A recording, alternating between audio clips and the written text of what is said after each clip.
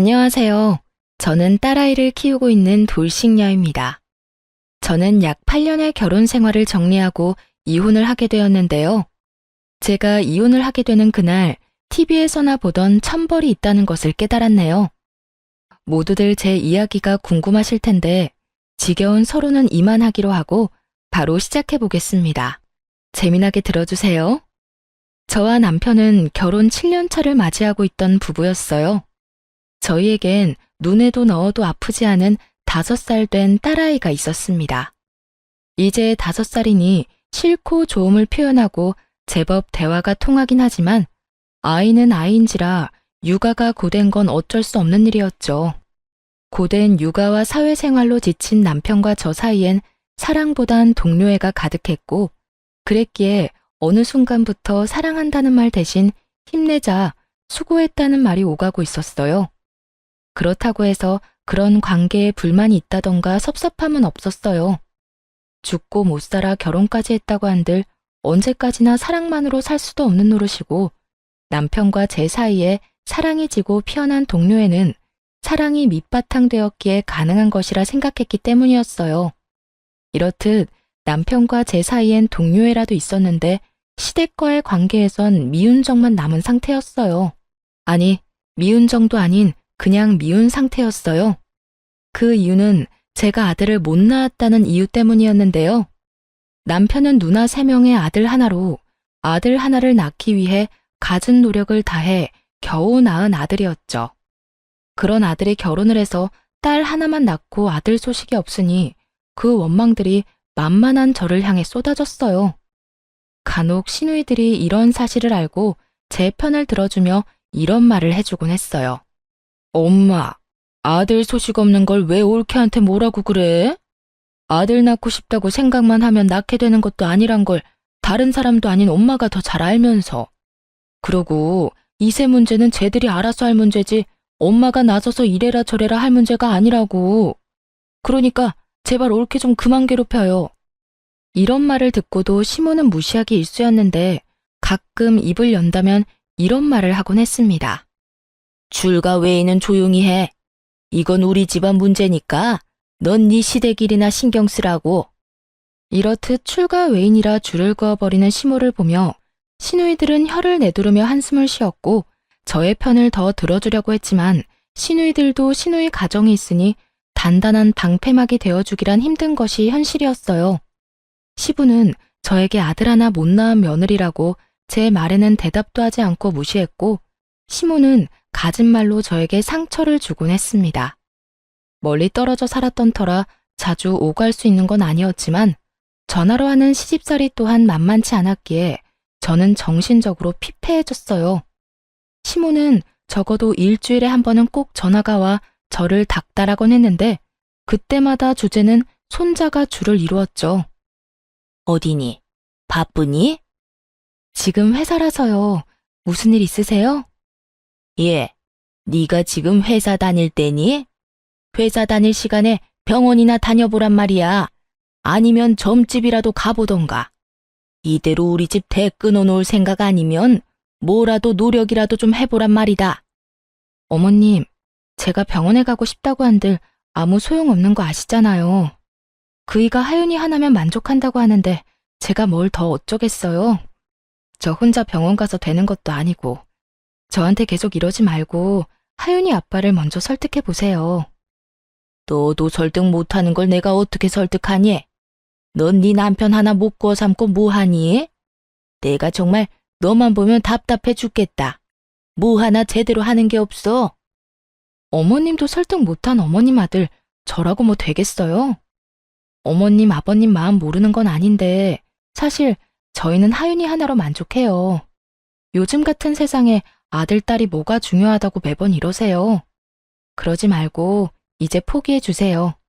정 포기가 안 되면 어머님 아들 먼저 설득하시던가요. 이것 봐. 내가 이럴 줄 알았다니까. 네가 딸 하나 낳고 그걸로 만족한다 생각하고 있는데 아들이 생기겠어? 빌고 또 빌어도 가지기 힘든 게 아들이야. 그러니까 그런 생각은 하지도 말고 뭐든 노력해보란 말이야. 너 아들 못 낳으면 다신 이 집에 발걸음도 못하게 할 테니 그런 줄 알아. 오지 말라고 하면 누가 겁이라도 먹는 줄 알았는지 으스대며 말하는 꼴을 보니 참 코웃음이 다 나오더라고요. 그렇게 해주시면 저도 감사하죠. 어머님이 먼저 그렇게 말씀하셨어요. 아들 못 낳으면 시댁에 올 필요도 없다고. 시모의 으스대는 꼴에 마음의 소리가 나버렸고, 시모는 제가 그것만은 절대로 안 된다고 빌기라도 할 줄 알았는지 도리어 고맙다고 하는 제 말에 당황한 듯 말까지 더듬으며 되묻더라고요. 뭐야? 그렇잖아요. 아버님은 제가 무슨 말을 해도 들은 척도 안 하시고 어머님은 제가 갈 때마다 말로 상처 주는데 저라고 뭐 가고 싶어서 간 시댁이었겠어요? 도리는 다 하고자 해서 갔던 거 아닐까요? 그런데 어머님이 이렇게 친절도 하시게 오지 말라고 하시니 앞으로 아들 낳지 못하면 가지 않도록 하겠습니다. 그러면 들어가세요. 귓등으로 듣는 것도 하루 이틀이지 어느 순간부턴 저도 제 할 말은 하며 살게 되었고 시모는 그때마다 파르르 하며 화를 냈지만 그 순간뿐 다시 연락이 오곤 했어요. 하루가 멀다고 어느 날은 임신 종용, 하루는 옆집 개가 출산을 했는데 순혼만 낳았다. 이런 말을 듣고 있노라면 정말 정신병에 걸릴 것만 같더군요. 이런 모든 것들이 너무 힘들어 남편에게 하소연이라도 하고 있으면 언제나 결론은 남편이 시모에게 다시 이야기한다는 말이었어요. 여보, 오늘 또 어머님 전화 오셨어. 글쎄 오늘은 아들 못 낳을 거면 시댁에 오지도 말라고 하시더라. 그래서 안 간다고 하고 끊어버렸어. 끊고 나서도 내가 왜 이런 말을 듣고 있어야 하나 싶더라니까. 한두 번도 아니고 그냥 그러려니 해. 그렇게 매번 스트레스 받아 하면 당신만 힘들어. 정 안 되면 나한테 전화하라고 말하라고 해. 사실대로 말하면 되지. 당신은 둘째 가지려고 하는데 내가 싫어한다고. 내가 그 말을 안 했을까 봐서 다 했지 했어. 그런데도 어머님은 오로지 나만 잡으니까 문제지. 아니 어머님도 아들 못 낳아서 그 시집살이를 당했다면서 어떻게 나한테 그렇게까지 하실 수가 있지? 아마 엄마는 본인 당한 거에 비하면 이건 아무것도 아니라고 생각하고 있을걸? 하여튼 너무 마음에 담아두지 말고 한 귀로 듣고 한 귀로 흘려. 나도 엄마한테 다시 말할 테니까. 그런데 여보, 진짜 우리 둘째 가지는 건 싫은 거야? 둘째도 딸이면 어쩔래? 나는 좋지만 당신은 더 힘들지 않겠어? 그리고 애 하나 키우는데 돈이 얼마나 드는데 쉽게 내릴 결정은 아니지. 아무리 아들 낳으면 아버지가 크게 한몫 주신다고 해도 그건 정말 아들 낳았을 때 일이고 난 지금 우리 딸만 해도 만족해. 그래, 나도 우리 딸만으로도 충분히 행복한데 워낙 스트레스 받으니까 이야기해봤어. 그래, 나도 엄마한테 다시 이야기할게. 늘 결론은 같았고 남편이 시모에게 다시 말한다고 한들 달라지는 점은 없었어요. 하지만 대화를 나누며 싸우는 것도 아니었고 그런 대화 와중에 감정이 상하는 것도 아니었기에 시댁과의 감정은 좋지 않다고 해도 남편과의 관계는 끈끈하다고 믿어 의심치 않고 있었죠. 이런 남편이 어느 순간부터 점점 변해가고 있다는 생각이 들기 시작하더군요. 당시 딸은 어린이집을 다니고 있었는데 아침엔 출근길에 제가 등원을, 오후엔 남편이 퇴근길에 하원을 해주고 있었어요. 그런데 아이를 데리러 갈 시간이 지났는데 남편이 전화도 받지 않고 오지도 않는다는 연락이 심심치 않게 오더라고요. 여보, 어디야? 아직 회사야? 지금 가고 있어. 지금? 이렇게 늦을 것 같으면 선생님한테 연락을 해줘야지. 정 안 되면 나한테라도 연락했으면 내가 일찍 마치고 갔을 거 아냐. 요즘 따라 왜 이래? 혹시 회사에 일찍 나온다고 말하기 곤란한 상황인 거야? 일 처리하다 보면 이런 일 저런 일 다 생기는 거 당신도 알잖아. 나도 시간 내에 어떻게 해서 끝내보려고 정신없이 일하다가 연락 못한 거라고. 나라고 안 하고 싶어서 안 한 게 아니란 말이야. 하여튼 앞으로는 안 될 것 같으면 미리 연락할 테니까 잔소리 좀 그만해. 잔소리하는 게 아니라 그런 상황이면 내가 하윤이 데리러 가면 되니까 미리 말해달라고 하는 거야. 사람 말을 왜 그런 식으로 예민하게 받아들이는 거야? 그렇지 않아도 정신없는데 당신까지 전화로 이러니까 그렇지. 지금 어린이집 앞이니까 끊어. 집에서 이야기하자고. 나리선 목소리에 짜증 가득한 말투. 남편이 예민한 상태라고 생각하긴 했지만 바쁜 시즌이기도 했고 아이 때문에 다른 사람보다 일찍 퇴근해야 하니 나름대로 예민해질 수밖에 없는 사정이 있겠거니 했어요.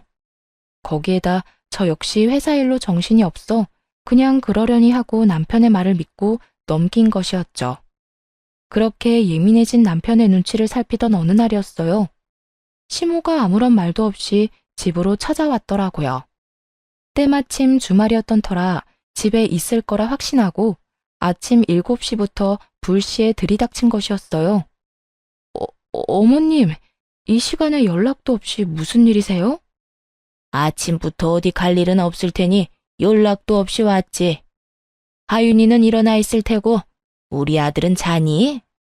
아, 네. 하윤이 아빠는 어제 늦게 들어와서 아직 자고 있고 하윤이는 아까 일어나서 놀고 있어요. 하윤이 아빠 깨울까요? 됐다. 둬라. 피곤한 사람 깨우긴 왜 깨워? 아이고, 일단 이거부터 받아봐라. 무거워서 팔 떨어지겠어. 시모는 끙끙거리며 저에게 박스를 건넸고 받아서 들었더니 한약이더라고요. 어머님, 이게 무슨 약이에요? 무슨 약이긴 네 약이지. 임신 잘 되는 약이야. 용하다는 데서 지어왔는데 그 약 먹고 아들 낳은 사람이 한두 사람이 아니다더라.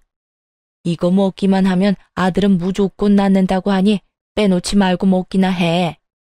내가 큰맘 먹고 큰돈 주고 사온 거니까. 세상에 그런 약이 도대체 어디 있냐고 말하고 싶은 걸 얼마나 참았나 모릅니다. 하고 싶은 말을 곧이곧대로 다 했다간 괜한 말만 길어질 것이 뻔했기에 그냥 참기로 한 것이었죠. 시모는 한약을 제게 건네고 딸이 있는 거실로 가며 아침을 차리라고 했고 전 일단 밥부터 먹이고 보내자 싶었어요. 그렇게 주방에서 상을 차리는데 거실에서 시모의 말소리가 들린다 싶더니 딸의 우는 소리가 들려오더라고요. 네가 그냥 나올 게 아니라 뭐라도 하나 달고 나왔으면 내가 이 고생은 안 해도 될 텐데. 넌 도대체 엄마 뱃속에서 뭐 했니? 남들 다 달고 나오는 거 하나 안 달고 나오고. 어휴, 꼴 보기 싫으니까 방에 가서 놀아. 시모가 딸을 마땅치 않아 한다는 건 익히 알고 있긴 했지만 직접적으로 딸에게 저딴 말이나 한다거나 저런 행동을 한 적이 없었기에 딸만큼 저 역시 놀랐어요. 이럴 줄 알았다면 한 공간에 두 사람을 두는 일도 없었을 텐데 설마 저딴 말을 아이에게 할 거란 생각도 못했던 것이었죠. 시모는 딸에게 삿대질하며 방으로 들어가라고 고함을 지르고 있었고 딸은 시모의 모습에 놀라 울고 있더군요. 그 순간 정말 피가 거꾸로 솟는 느낌이 들어 딸아이를 안방 남편의 품에 안겨주고 거실에 나와 시모에게 소리를 질러버렸어요. 지금 뭐 하는 짓이세요? 왜 애꿎은 하윤이한테 이러세요? 내가 뭘 어떻게 했다고 그러니? 못할 말한 것도 아니고 없는 말한 것도 아닌데. 그런 말은 애한테 할 말도 아닐 뿐더러 그런 행동은 절대로 하면 안 되는 행동인 거 모르세요? 애가 얼마나 놀라고 상처받을지 그런 생각은 전혀 안 하시냐고요. 어머님한테 하윤이는 손주도 아니에요? 어쩌면 손주한테 그런 식으로 행동할 수 있냐고요. 내 아들, 딸이니 손주가 맞긴 하다만 달가운 손주가 아니란 건 너도 잘 알지 않니? 내 입장에서 머리라도 한 대 콱 쥐어받고 싶은 걸 그냥 눈앞에서 사라지라고 해준 거다. 그러니까 네가 지금 나한테 화낼 게 아니라 고맙다고 해야 할 상황이다 이 말이야. 그런 말이나 하실 거면 그냥 돌아가 주세요. 뭐야? 그런 말 같지도 않은 말씀 하실 거면 그냥 돌아가시라고요. 여긴 엄연히 저희 집이고 저희 딸 공간이에요. 저희 공간에서 그런 말 하는 거 저 굉장히 불쾌하고 싫습니다. 그러니 돌아가 주세요. 이미 전 시모와 마주하기도 싫은 상태였고 그랬기에 당장 나가라는 제 말은 꽤 단호했어요. 시모도 그걸 느낀 것인지 하나마나한 아들 집 유세를 펼치며 저의 길을 누르려고 애쓰더군요. 이게 어디 시어미한테 가라 마라 명령질이야? 너희 공간? 웃기고 있네. 여긴 엄연히 내 아들 집, 내 아들이 사는 공간인데 왜 내가 나가야 해? 난 못 나간다. 절대 못 나가. 시모는 어깃장을 놓으며 고함을 지르고 있었고, 그런 시모의 고함에 남편이 방에서 나오더라고요. 이미 잠에서 깨 울던 딸을 달래주느라 한껏 지친 모습으로 말이죠. 도대체 이 아침부터 이게 무슨 일이야? 엄마는 이 아침에 여긴 왜 왔어? 당신은 왜 아침부터 그렇게 화를 내는 거고? 당신, 엄마가 우리 딸한테 뱃속에서 남들 다 달고 나오는 거 하나 못 달고 나왔다고 구박하는 것도 모자라 애한테 꼴 보기 싫다고 방에 들어가라고 화까지 내셨어. 그 덕에 우리 하윤이는 지은 죄도 없이 혼나서 울고, 난 다른 건 다 참아도 우리 하윤이한테까지 이러는 건 못 참아. 그러니까 당신이 지금 빨리 어머님 모시고 나가. 당장. 너 지금 이 시어미를 내쫓기라도 하겠다는 게야? 네. 저는 제 자식한테 함부로 대하는 사람을 저희 집에 두고 볼 수만은 없네요. 그게 어머님이라 할지라도 말이에요. 저의 흥분은 결혼 생활 이래 최고조에 달해 있었고, 남편은 그런 제 모습에 한숨을 내쉬더니 노발대발 중인 시모를 잡아 끌고 집을 나가버리더라고요.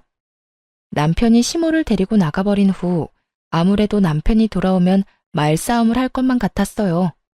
그렇지 않아도 많이 놀랐을 딸아이에게 그런 모습까지 보여주고 싶지 않았어요. 그래서 딸아이를 친정에 맡기고 돌아와 남편을 기다렸어요. 이참에 확실하게 마무리 지어야 한다는 생각이 강하게 들더군요. 그렇게 제가 마음을 다잡는 사이 남편이 집으로 돌아왔고 대화를 시작했어요. 여보, 앞으로 한동안 당신 집이랑 멀리하고 지내고 싶어. 다신 이런 상황 우리 딸이 겪게 하고 싶지 않아. 오늘 일은 엄마가 심했단 거 나도 인정해. 그런데 아무리 그렇다고 해도 그건 아니지.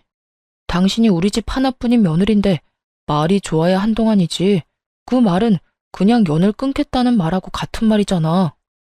그건 앞으로 어머님, 아버님 행동에 따라 달라지겠지. 지금처럼 계속 나랑 내 딸 무시하고 구박하면 연이 끊길 테고, 그렇지 않고 있는 그대로의 우리를 받아들여 준다면 다시 왕래하고 지내지 않겠어? 나도 무조건 연을 끊겠다는 말이 아니야. 단지 이런 식은 아니라는 거야. 어린애가 뭘 안다고 애한테 그런 말을 하냐 이거야. 심지어 어머님은 그런 행동을 해놓고도 본인이 잘못했다는 인지조차 없으셔. 그런 사람을 내 딸 곁에 계속 방치하겠다고? 난 절대 싫어. 방치하겠단 말이 아니잖아. 피할 게 아니라 부딪히면서 설득하자는 말이야. 이런 일 있었다고 연을 딱 끊어버리면 부모님이 우릴 뭐라고 생각하겠어? 미워하기만 하다가 결국 그렇지 않아도 미워하는 우리 딸을 더 미워하시겠지. 당신은 그런 걸 바라는 거야? 애초에 그게 잘못된 거야. 어떻게 본인들 손주를 그렇게 미워할 수가 있는 거냐고. 아들이 아니라 딸이라서? 그런 이유로 미워하는 티를 애한테 팍팍 내는데 그런 게 잘못됐다는 거 당신은 정말 몰라서 그래? 우리가 부모니까 우리가 딸을 보호해야 하는 게 맞는 거 아니야? 하여튼 나하고 하윤이는 한동안 시댁엔 안 갈 거니까 그런 줄 알고 어머님께도 우리 집에 오지 말라고 해줘. 당신이 전하지 않으면 내가 직접 말할 테니까 그런 줄 알고. 전 이때도 그렇고 지금도 그렇고 제가 틀린 말 했다고 생각하지 않습니다. 시모의 행동은 선을 넘었고 상식을 벗어난 수준이었어요. 시부모님 입장에서 손이 귀한 집에 손주 한번 안아보지 못해 섭섭하고 안달이 난 마음을 이해하지 못하는 것은 아니었어요. 하지만 본인 아들이 그렇게 둘째는 싫다고 하는 가운데 그 비난의 화살을 저와 제 딸에게 쏘아버리는 건 저로서는 절대 용납할 수도 용납해서도 안 되는 일이라 생각했습니다. 그래서 전 남편에게 제 뜻을 굽히지 않고 말하게 되었고 남편은 그저 시댁의 입장에서만 생각한다 싶더니 결국 저의 성격을 트집잡아 화를 내기 시작하더라고요. 당신 진짜 이런 사람이었어? 무슨 여자 성격이 이렇게 대쪽 같아? 좀 아닌 것 같아도 상황에 따라서 좀 굽힐 줄도 알아야지. 하나부터 열까지 무조건 당신 말대로 당신 뜻대로 다 해야 그 직성이 풀리는 거야? 이런 상황이니까 굽히지 않는 거야. 내가 지난 결혼 생활 동안 이렇게까지 싫다고 한 적이 있었어? 누구보다 잘 아는 사람이 왜 그런 식으로 말해? 아, 됐어. 당신한테 진짜 실망이 크다. 난 당신이 이런 여자인 줄 꿈에도 몰랐다. 당신이 뭐라고 하든 난 우리 집에 갈 거니까 당신은 당신이 하고 싶은 대로 해. 더는 이 이야기 하지도 말자. 진짜 질리니까. 치열한 말다툼 끝에 남편은 마음대로 하라고 아주 큰 소리를 지르며 방으로 들어가 버렸고, 그렇게 저희의 각방살이가 시작되었어요. 다음날 딸을 데리러 친정에 갔더니 엄마가 굳은 표정으로 절 조용히 부르더라고요. 딸, 너 이것 좀 봐라. 굳은 표정으로 엄마가 저에게 건네준 것은 다름 아닌 딸이 그린 그림이었어요. 딸, 남편, 저로 추정되는 사람이 나란히 서 있는 그림이었는데 도무지 이상한 점이 없는 그림을 건네주는데 엄마의 표정이 너무나도 굳어있어 의아했죠. 이게 왜? 무슨 문제 있어? 나도 아무 문제가 없는 줄 알았는데 하윤이가 이 그림을 그렸길래 내가 누구냐고 물어봤는데 글쎄 이 여자가 네가 아니라 언니라고 하더라. 내가 몇 번이나 물었는데 계속 언니라고 그랬어. 아빠 친구 언니라고. 이게 무슨 일이니? 뭐? 확실해? 엄마가 아니라 언니래? 그래. 몇 번이나 물어서 애가 짜증을 다 내더라니까. 너 정서방이랑 무슨 일 있니? 이거 엄마가 보기엔 보통 일 아닌 것 같아. 엄마의 말대로 보통 일은 아닌 것 같았어요. 물론 아이의 말을 100% 신뢰할 수 있는 건 아니었지만 같은 말을 반복해서 한다는 건 그만한 이유가 있기 때문이었죠. 결국 전 남편을 믿기 위해 남편에게 사람을 붙이게 되었습니다. 이렇게 오해만 쌓여나가다간 우리 부부 사이에 모르긴 몰라도 큰일이 벌어질 것이 뻔했기 때문이었죠. 흥신소의 연락을 기다리면서도 얼마나 바라고 또 바랐는지 모릅니다. 제발 딸의 착각이기를, 제발 제 결혼 생활의 종지부를 이런 식으로 찍게 하지 말아달라고 말이죠. 하지만 저의 이런 바람과는 달리 흥신소에서 전해온 소식은 제 결혼 생활의 끝을 알리고 있었고, 제가 모르고 있던 현실은 정말 충격 그 자체였습니다. 안녕하세요, 사모님. 조사해본 결과 남편분은 외도를 저지르고 있는 것이 맞았습니다. 상대는 남편분이 다니고 있는 회사 근처 카페에서 일하는 알바생으로 나이는 25살이더라고요. 접근은 먼저 남편분이 했고요. 상간녀 역시 남편분이 유부남인 거 다 알고 있더라고요. 25살 어린 나이에 남편분을 정말 사랑해서 만나는 것 같지는 않고 아마 남편분이 어느 정도 가진 것이 있다는 사실을 알고 관계를 유지하고 있는 듯 했어요. 상간녀 집안은 더 조사해봐야 알겠지만 그렇게 부유한 집안은 아닌 듯 하고요. 일단 여기까지고요. 더 알아내는 대로 연락드리겠습니다. 우연찮게도 상간녀의 나이는 25살이라고 하더라고요. 남편을 처음 만났을 때 제 나이가 25살이었는데 참 많은 생각이 오가더군요. 들어보니 남편이 이때껏 딸 어린이집에 갑자기 늦기 시작한 건 전부 상간녀 때문이었는데 상간녀의 아르바이트가 끝나고 상간녀와 함께 딸을 데리고 간 것이었어요. 상간녀의 아르바이트 시간을 비교해보니 계산이 되더군요.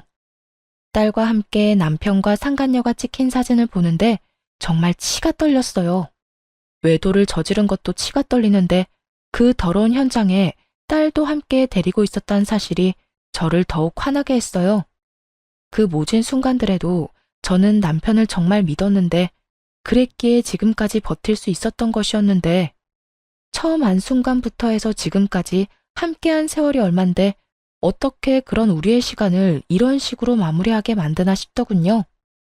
남편에 대한 배신감은 생각보다도 컸고 외도 사진들을 보며 얼마나 울고 또 울었나 몰라요.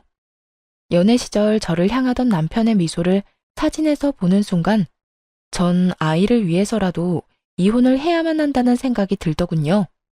더는 남편에겐 저와 딸이 있는 가정은 필요 없어 보였으니까요. 그렇게 전 친정 부모님께 모든 사실을 털어놓고 딸을 부탁드리고 이혼 준비를 시작했어요. 증거가 명확한 덕분에 이혼 준비는 수월하게 진행되었고 마무리가 될 무렵 상간녀를 찾아갔습니다. 어떤 여자인지 직접 보고 싶었거든요. 상간녀가 일하는 가게에 들어서는 순간 저를 알아본 상간녀의 표정이 순식간에 굳더군요. 저는 주문도 하지 않은 채 테이블로 가서 앉았고, 그런 제 테이블로 상간녀가 물을 가지고 와 맞은편에 앉더라고요. 무릎을 꿇고 비는 건 아니더라도 최소한 죄 지은 얼굴이라도 할 줄 알았는데, 예상과는 달리 상간녀는 당당하게 저에게 이런 말을 했어요. 남의 직장까지 왜 찾으러 온 거예요?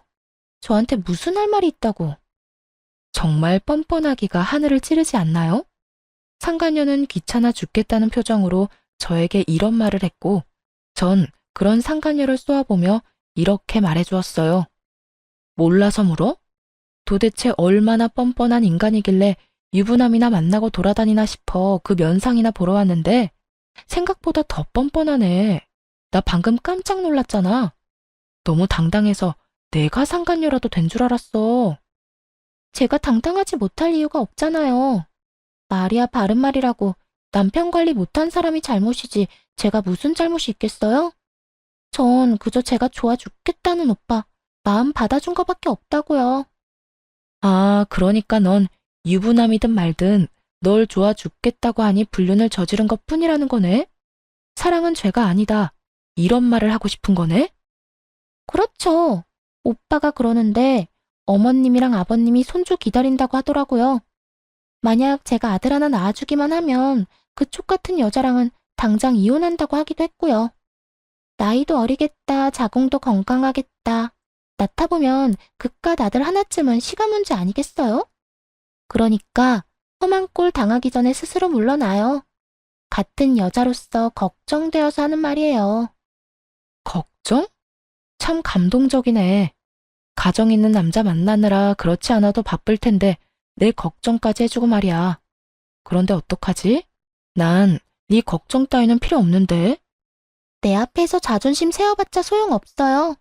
그렇게 아득바득 노력해봤자 어차피 그쪽은 나한테 남편 뺏긴 불쌍한 여자일 뿐이니까요. 그러니 내가 한 말 너무 고깝게 듣지 말고 새겨들어요.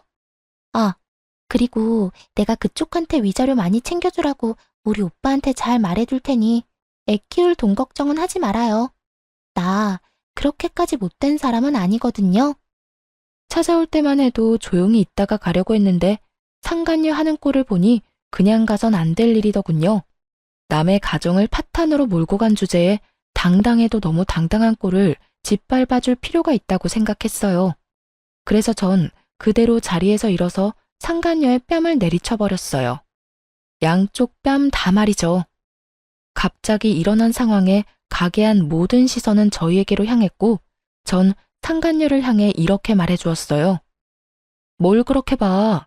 네가 내 남편을 빼앗아 갔는데 이 정도는 해야 내 속이 풀리지 않겠니? 위자료? 잘 말해주면 좋지, 나도. 그런데 내 위자료는 내가 알아서 잘 받아낼 수 있으니까 걱정하지 마. 참고로 너한테도 받아낼 생각이니까. 너도 돈 준비하는 게 좋을 거야. 금액이 네 생각보단 꽤 클 거야.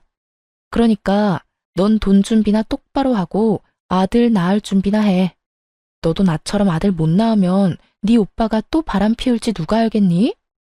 그럼 나는 이만 가볼 테니까 그딴 쓰레기 같은 집안에서 다 같이 한번 잘 썩어봐. 상간녀는 저를 노려보며 부들부들 떨고 있었고, 전 그런 상간녀를 뒤로 한 채 집으로 돌아왔습니다. 소파에 앉아 얼얼한 손을 식히고 있는데 화가 난 남편이 집으로 들어와 저에게 따져 묻기 시작하더군요. 야, 너 꼭 거기까지 찾아갔어야 했어? 너랑 내 문제인데 왜 M&A를 찾아가서 그 곤욕을 겪게 만들어? 그 순간에도 남편은 제가 외도 사실을 안 것 자체에는 관심조차 없었고, 그저 상간녀가 겪게 된 상황만 불만이 가득해 보이더라고요. 정말 오만정이 다 떨어진다고 그러죠? 저는 남은 정이 없다고 생각했는데 그렇지 않았는지 노발대발 남편을 보고 있는데 정이 뚝뚝 떨어지는 느낌이 들었어요. 이게 어떻게 너랑 내 문제만 돼? 그리고 곤욕? 나는 내 남편과 내 딸의 아빠를 잃게 생겼어. 그런데 그까짓 일이 곤욕이래? 그래, 네가 오늘 찾아가서 그 난리를 피워준 덕분에 유진이 일자리도 잘리고 얼굴까지 못 쓰게 됐더라. 네가 때렸다며? 그러면 내가 거기까지 그냥 인사만 하려고 간 줄 알아? 그리고 똑바로 알기나 해. 딱 2대 때렸어. 그 2대로 걔 얼굴이 못쓰게까지 됐다고 하면 걔 얼굴에 문제가 있는 거야. 알겠어? 진짜 못쓰게 만들어주려다가 겨우 참은 사람 그만 건드려. 진짜 이해가 안 돼서 하는 말인데 지금 당신이 뭘 잘했다고 나한테 큰 소리야? 지금 무릎 꿇고 제발 이혼해달라고 빌어야 하는 상황인 거 몰라? 너 지금 내가 이혼 안 해주면 이혼도 못해. 배운 만큼 배웠다는 사람이 몰라서 이렇게 내 앞에서 당당한 거야? 내가 바람 피운 것까지 다 알게 됐는데 당신이 나랑 계속 살겠어? 그럴 리가 없잖아. 그동안 허투루 산 건 아니었나 보네. 그건 아는 걸 보니 말이야. 그래, 나 이혼할 거야. 그런데 그냥 편하게는 이혼 못 해주지. 원하는 게 뭐야? 양육비 다 필요 없으니까 이 집 나한테 넘겨. 위자료도 물론 줘야 할 거고 나 상간녀 소송도 할 거니까 그런 줄 알아. 뭐? 이 집을 넘기라고? 그게 말이나 돼? 이 집 살 때 내 돈도 절반 들어갔고 그 절반만 넘기는 건데 뭐 그렇게 쪼잔하게 굴어. 이 이혼 하루라도 급한 사람은 내가 아니라 너 아니니? 얼른 그 여자랑 살림 차리고 아들 하나 낳아야 할 거 아니야. 그 여자는 그런 삶을 원하는 것 같던데. 남편은 고민하는 듯 싶더라고요. 집을 넘기는 것이 아깝긴 하지만 25살의 어린 상간녀를 잃는 것이 더 아까웠던 남편은 결국 저의 뜻대로 해주기로 했습니다. 정말 최악 중에 최악이지 않나요? 딸의 면접 교섭권도 포기하고 오로지 어린 여자 하나에 미쳐서 모든 것을 넘겨버리는 그 꼴이 말입니다. 그렇게 미쳐준 덕에 저는 제가 원하는 걸 다 가지긴 했지만 한심한 마음이 드는 건 어쩔 수가 없더라고요. 어쨌든 저는 이혼을 진행하게 되었고 상간녀 소송도 진행해 위자료를 받을 수 있었어요. 여러 가지 소송이 진행되며 상간녀와 전 남편이 조금씩 다투는 모습을 보기도 했지만 그깟 일로 헤어질 거란 기대는 하지 않았어요. 그저 저는 돈과 집을 얻었고 무엇보다 제 딸을 지켰으니 다 되었다 싶었어요. 그렇게 이혼을 하게 되었고 이혼 의사 확인서를 제출하고 비로소 완전한 돌싱이 된 날이었어요. 그간 연락 한 통 없던 전 시모에게서 전화가 오더라고요. 이혼 소식을 들었나 싶기도 했고 도대체 무슨 말을 할까 싶어 전화를 받았어요. 심한 말을 한다면 그동안 참았던 말들을 좀 해주고 싶기도 했으니까요. 그런 생각을 하며 받은 전화인데 시모는 전혀 예상치 못한 말을 하더라고요. 너 지금 어디니? 왜 병원엔 코빼기도 보이지 않는 거야? 병원이요? 무슨 병원이요? 너 어디 아프니? 왜 아무것도 모른다는 듯이 말해? 네 남편 지금 오늘 내일 하는 거 모르니? 네? 그게 무슨 말이세요? 제 남편이 왜 오늘 내일 해요? 병원에 있다뇨? 너 정말 몰랐니? 연락 못 받았어? 어쩐지 네가 왜 안 오나 했다. 네 남편 그저께 화물차랑 교통사고 나서 지금 병원이다. 사고가 크게 나서 수술을 했는데도 하반신 마비는 피해갈 수 없다고 하더라. 수술 끝내고 나온 지가 언젠데 아직까지 의식도 없다고. 도대체 그 시간에 왜 고속도로 근처에 있었는지 모르겠어. 전 남편의 전화는 차단을 해버렸고 나머지 이런저런 연락을 받고 싶지 않아 전화를 꺼둔 사이에 이런 일이 일어났다니. 도대체 어떻게 된 일인가 싶었어요. 들어보니 고속도로를 올리기 직전에 사고가 난 것 같은데 그 시간에 왜 거기 있었는지 이해가 되지도 않았고요. 하지만 그런 제 궁금증은 금방 풀리게 되었어요. 어린 여자애도 같이 있었다고 하는데 아니 그 어린 여자가 왜 우리 아들 차에 같이 타고 있었는지 이해가 안 된다니까. 넌 뭐 아는 거 있니? 우리 아들 출장이라도 가던 길이었어? 어떻게 된 사고인지 우리 아들만 저 모양 저 꼴이고 그 여자애는 아주 멀쩡하다니까. 겉모습은 타박상밖에 없는데 뇌를 다친 건지 입은 꼭 다물고 있어서 내가 답답해 죽겠다. 너 언제 병원 올 거니? 지금 당장 올 거지? 오는 김에 하윤이도 좀 데리고 오려무나. 혹시 아니? 딸 목소리라도 들으면 정신이 돌아올지. 그래요. 전 남편은 저와의 이혼을 기념하기 위해 상간녀와 여행을 떠나던 도중 사고가 난 것이었어요. 생각보다 크게 난 사고에 남편은 하반신 마비가 되어버렸고 상간녀는 크게 다치지 않아 의식이 돌아오긴 했지만 신분 상승의 꿈을 눈앞에 두고 무산되어 버리자 그 충격에 입을 다물고 있었던 것이었어요.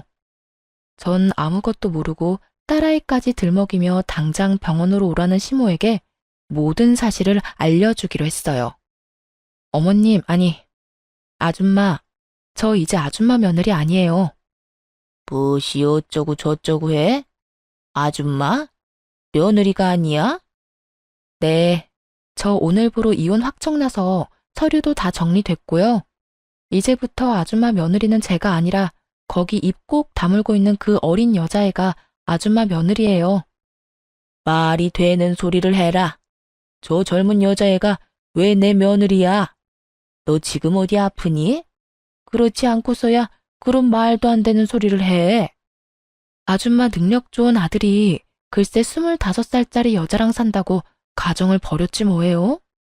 그러니 제가 아니라 그 망연자실에서 아무 말도 안 하고 있는 그 여자애가 아줌마 며느리 아니겠어요? 이제 전 엄연한 남이니까 남한테 전화해서 엄한 소리 하지 말고 예비 며느리한테나 가보세요. 저는 전화를 끊어버렸고 바로 전화기를 다시 꺼버렸어요. 이렇게 좋은 날 더는 방해받고 싶지 않았으니까요. 그렇게 집으로 돌아와 생각을 정리하는데 아무리 생각해도 하늘이 저를 대신해 전 남편에게 복수를 해줬다는 생각이 들더라고요. 그렇지 않고서야 하필 이런 타이밍에 이런 소식을 들을 순 없었을 테니까요. 이런저런 생각으로 만감이 교차하던 그때 전시모가 득달같이 집으로 찾아왔더라고요. 잔뜩 화가 난 채로 저를 남편 버린 여자로 몰아세우기 시작하는데 막장 드라마 작가가 따로 없더군요. 너, 네 남편 불구됐다고 이렇게 버리는 거 아니다. 너 그런 식으로 살면 하늘에서 가만둘지 아니? 모르긴 몰라도 너도 살아가는 내내 순탄하지 않을 게야. 이 나쁜 것, 어떻게 그런 말도 안 되는 거짓말을 하는 것도 모자라 남편은 다 죽어가는데 자기 혼자 이러고 쉬고 있어? 아줌마, 이거 잘 보세요. 내 말이 거짓말인가 아닌가. 두 눈으로 똑똑히 보고 그딴 말도 안 되는 말 계속 하라고요. 저는 혼자 소설을 써대고 있는 전시모에게 외도 증거들을 보여주었습니다. 한참을 놀란 눈을 하고 증거들을 보던 전시모는 전 남편이 딸까지 데리고 상간녀를 만난 모습에 많이 놀란 듯 억소리까지 내더군요. 그랬겠죠. 전 남편이 딸이라면 죽고 못 사는 모습이 기억날 텐데 지금 본인의 손에 들린 사진은 다른 진실을 말해주고 있었으니까요. 이제 알겠죠? 제가 먼저 배신한 게 아니에요. 아줌마 아들이 먼저 외도를 저질렀고 그것도 모자라 그 여자 때문에 가정까지 버렸다고요. 그렇게 예뻐하던 딸 양육권까지 포기하고 가버린 건 다름 아닌 아줌마 아들이라고요. 아무리 그래도 너희가 함께한 세월이 얼만데 병원 정도는 가줄 수 있지 않니? 내가 이 나이에 그 뒷바라지를 어떻게 한단 말이니? 그러지 말고 한동안 병원 좀 가서 네가 우리 아들 병시중 좀 들어다오. 사람을 구하긴 했어도 믿을 수가 없어. 그러니까 네가 좀 가서 도우라니 말이야. 아줌마 아들이 누굴 닮아서 그렇게 뻔뻔하나 싶었더니 다 아줌마 닮아서 그리 뻔뻔했나 봐요. 뭐야? 아니 사람이 뻔뻔해도 정도가 있지. 어떻게 다른 이유도 아니고 남편이 바람 피워서 헤어졌는데 그런 전 남편 병시종을 들라고 할 수가 있어요? 진짜 궁금해서 묻는 말인데 아줌마 얼굴은 철판이라도 까셨어요?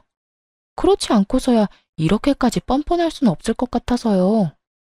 저는 제가 느끼는 감정과 더불어 머릿속에 있는 말들을 그대로 전시모에게 전해주었고 그런 제 말에 화가 머리끝까지 난 전시모는 제 머리채라도 잡을 요량으로 저에게 달려들더군요. 전 그대로 전시모의 손과 몸을 제압해버렸고 그대로 문 밖으로 던져버렸어요. 그리곤 예전 전시모가 사주었던 한약을 바닥에 고꾸라진 전시모에게 다 던져버리곤 이렇게 말했습니다. 워낙 귀한 거라고 하니 한 첩도 안 먹었어요. 이 귀한 거 버리기엔 아깝고 저는 이제 필요도 없으니 젊은 예비 며느리 가져다 주세요. 평생의 소원이었던 손자는 품에 안아봐야 하지 않겠어요? 아들 몸이 그 모양 그 꼴이라 가능할지는 몰라도 그 여자가 아들 하나는 무조건 낳아준다고 했으니 얼른 가서 잘 구슬려 보세요. 너, 네가 감히 나를 이딴 식으로 대해? 이딴 식으로 대해준 것만 해도 고맙다고 생각하세요. 생각 같아선 없던 죄도 만들어서 경찰에 신고하고 싶은 심정이니까. 감히 여기가 어디라고 찾아와서 이 난리예요? 여기가 어디긴? 여기 내 아들 집이지. 그래, 여기 내 아들 집인 거 잊었니? 너희가 아무리 반반 결혼했더라도 여긴 내 아들 명의로 된 내 아들 집이야. 아참, 그 말 한다는 걸 깜빡했네요. 이 집 애초에 아줌마 아들 명의였던 적 없어요. 아줌마가 하도 우겨대니까 그냥 아줌마 아들 명의로 한다고 하고 공동 명의로 해놨었어요. 그리고 이혼할 때 제 명의로 다 옮겨왔고요. 그러니까 이게 무슨 말이냐면 이 집은 아줌마 아들과는 아무 상관도 없는 제 명의, 제 집이란 뜻이에요. 그러니까 이상한 소리 하지 말고 저희 집 복도에서도 사라져 주세요. 여기에서 이러고 있는 것도 꼴 보기 싫으니까요. 저는 그대로 문을 닫아버렸고 한동안 밖은 전 시모의 난동으로 인해 시끄럽더라고요. 하지만 그것도 잠시 신고정신 투철한 주민 여러분 덕분에 전 시모는 쫓겨나듯 아파트를 떠나게 되었어요. 그 후 들려오는 소식엔 저에게 위자료를 주느라 빚을 낸 상간녀는 하는 수 없이 하반신 불구가 된 전 남편과 함께 전 시댁으로 들어갔다고 하더군요. 하지만 전 시모와 전 시부는 큰맘 먹고 들어간 상간녀를 아들 불구로 만든 재수없는 년이라고 하며 쉼없이 상간녀를 괴롭혔고 상간녀의 방패막이 되어야 할 전 남편은 폐인이 되어 그 모든 것을 방치했다고 하더군요. 결국 견딜 수 없었던 상간녀는 야반 도주를 해버렸는지 그들의 부모는 완전 폐인이 되어버린 아들을 안고 오늘 내일 하며 살고 있다는 이야기를 들을 수 있었습니다. 이 모든 이야기를 어떻게 알았냐고요? 상간녀가 전 시댁을 떠나던 날 밤 저에게 전화가 왔더라고요. 전 남편의 휴대전화에서 제 번호를 찾았다면서요. 번호를 알면 전화해도 되는 사이라고 생각했니? 어떻게 넌 끝까지 이렇게 뻔뻔하니? 내가 오죽했으면 이렇게 전화까지 했겠어요. 아줌마는 나한테 다 이야기해줄 수 있었잖아요. 오빠 식구들이 저런 인간 같지도 않은 인간이라는 거 말해줄 수도 있었잖아요. 그때 그 한마디만 해줬더라도 내 꼴이 이렇게까지 우스워지진 않았을 거라고요. 내가 뭘 잘못했다고 사람을 쥐잡듯이 잡아요? 내가 뭘 잘못했다고 아들 잡은 년 취급을 하냐고요. 내가 그런 말을 왜 해줘? 네 말대로 남편 관수도 못해서 딴 년한테 남편 뺏긴 여자가 너한테 그런 충고할 자격이나 있었겠어? 그리고 네 인생 네가 꼬아놓고 왜 엄한 사람 탓을 해? 정신 차려 이 한심한 거사. 어린 나이 하나 믿고 남자 홀릴 땐 언제고 이제 와서 뭐가 어쩌고 저쩌고 해? 왜 말을 안 해줬냐고? 아직 험한 꼴 덜 당했지. 인생 더 나락으로 가게 한번 만들어줘봐. 네가 어디 있는지 어디서 뭘 하는데 어떻게 해서든 알아내서 실시간으로 네 시엄마한테 다 알려줘봐. 이 여자가 진짜 미쳤나? 그러기만 해요, 어디? 내가 진짜 가만 안 있어. 그러니까 피차 귀찮은 일 만들지 말고 연락 좀 하지 마. 알겠어? 그 후론 정신 나간 상간녀에게 연락이 오는 일은 없었고 그 대신 예전 시부모가 집으로 찾아오더군요. 전 문도 열어주지 않았고 그 후 집을 이사해버렸어요. 집을 옮기는 김에 친정도 이사하게 되었고 큰 집을 사 함께 지내고 있습니다. 어느새 초등학생이 된 딸은 마음이 아프지만 다행스럽게도 아빠를 찾는 일은 거의 없어요. 크면서 아빠를 찾는 일이 생길 수도 있겠지만 제가 많은 사랑을 주며 키운다면 딸도 모든 사실을 잘 이해하고 넘길 수 있을 거라 생각하고 있어요. 처음 전 남편의 외도 사실을 알았을 때 이혼을 다짐하면서도 딸 때문에 고민하지 않았던 건 아니었어요. 이혼녀 딱지는 괜찮지만 이혼녀의 자식이라는 딱지는 딸에게 지게 하고 싶지 않았기 때문이었죠. 하지만 그런 걱정과 그런 우려가 무색하기도 딸은 밝고 건강하게 자라고 있고 이혼에 대해서도 천천히 조금씩 잘 받아들이는 것 같아 여러모로 다행스러운 요즘이네요. 앞으로도 딸에게 더 많은 사랑을 주고 더 많은 시간을 함께 보낸다면 조금이라도 아빠에 대한 부재를 메워줄 수 있지 않을까 합니다. 이로써 저의 사연도 끝이 났습니다. 함께 해주신 모든 분 감사합니다. 다들 건강하세요.